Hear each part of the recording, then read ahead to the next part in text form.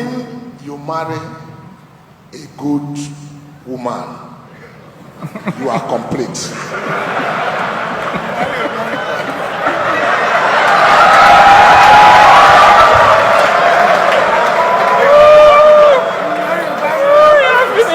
Listen, it's not finished. And when you marry a bad woman, you are finished. It sounds very interesting. So the teacher said, so what happened? Can you explain the difference between completely complete and completely finished? So listen to this. So when you marry a good woman from a good family, you are completely complete. But when you marry a bad woman from a bad family, you are completely finished.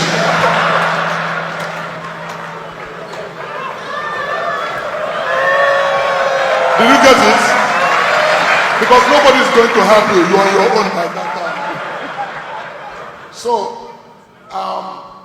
the real truth is that, like I said, God never gave a man a wife without first giving him a job. The Bible is very clear on it. A woman derives satisfaction in helping a man to succeed. What an average man sitting here wants in his life is a sense of significance, to be sure you are doing something. So what women call love is what men understand as respect. A man don't want you to love him. A man wants a woman to respect him.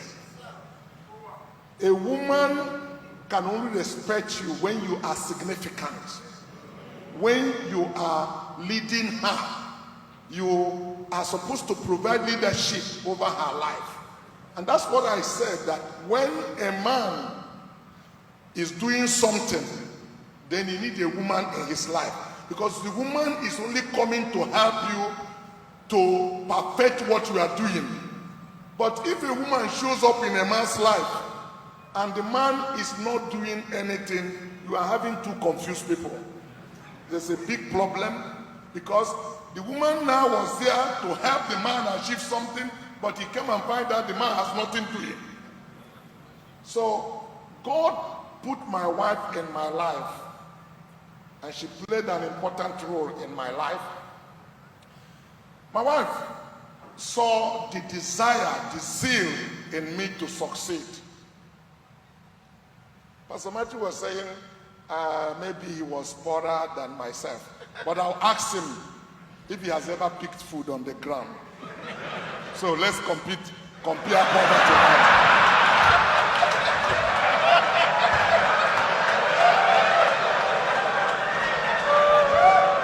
Listen,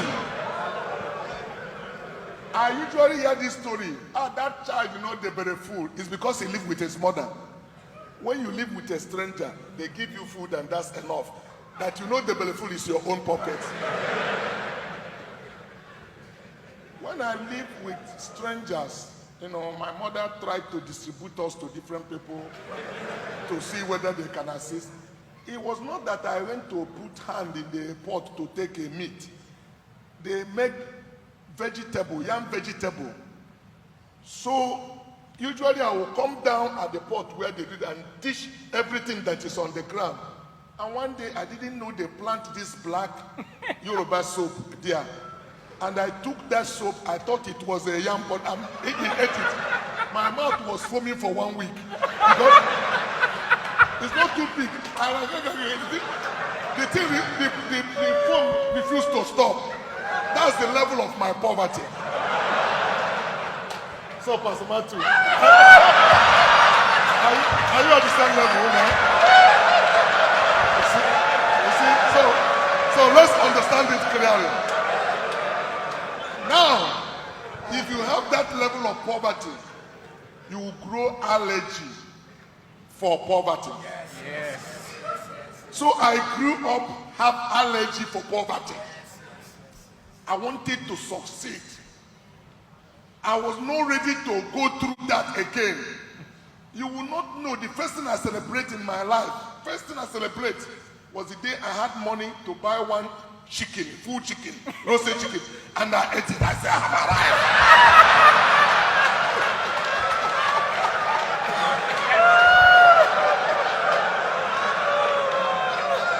arrived. It's still very memorable in my head because all the while, the only place they give me chicken is the leg here. They don't give me the neck and the head, where you can't get nothing. And I was saying, how do these people that eat here, they're not created separately. So, this is not a joke. I'm not entertaining you, but that is true. So when I started working hard, I believe there's dignity in labor. That you can work hard. So when I lost my first capital, because I ventured into importation, many of you, your problem is that you are afraid to fail. If you want to succeed, be prepared to fail. The fear of unknown, that's really a problem even with rich men's children. They stand on the gap. They are not willing to take risk. Their parents have so micromanaged them. Every problem you have is opportunity.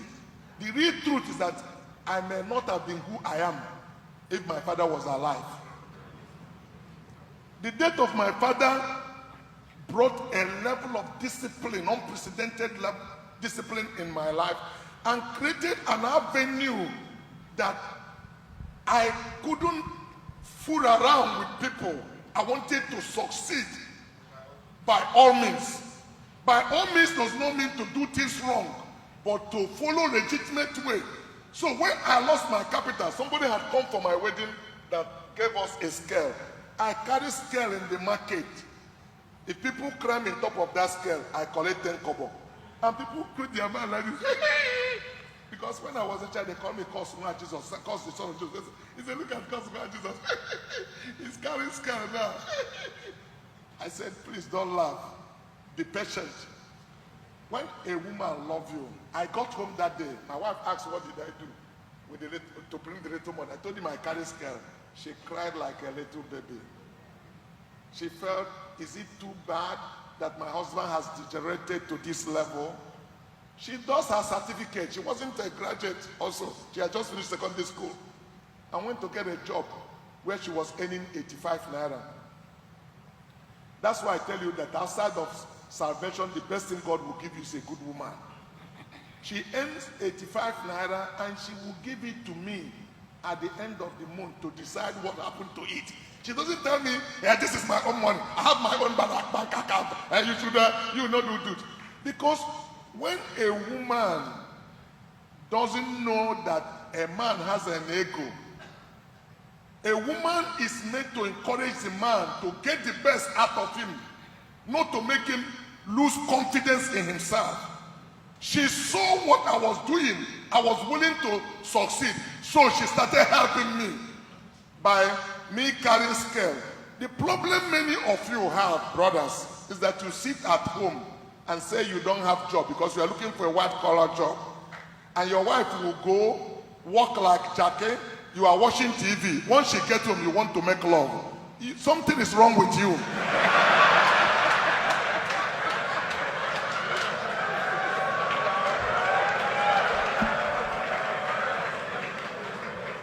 If you need to carry shit, money no dey smell shit. That sense of significance, your wife need to see it, that you are making effort to survive, then she can help you. It is her duty to give you a lifting hand. God bless you.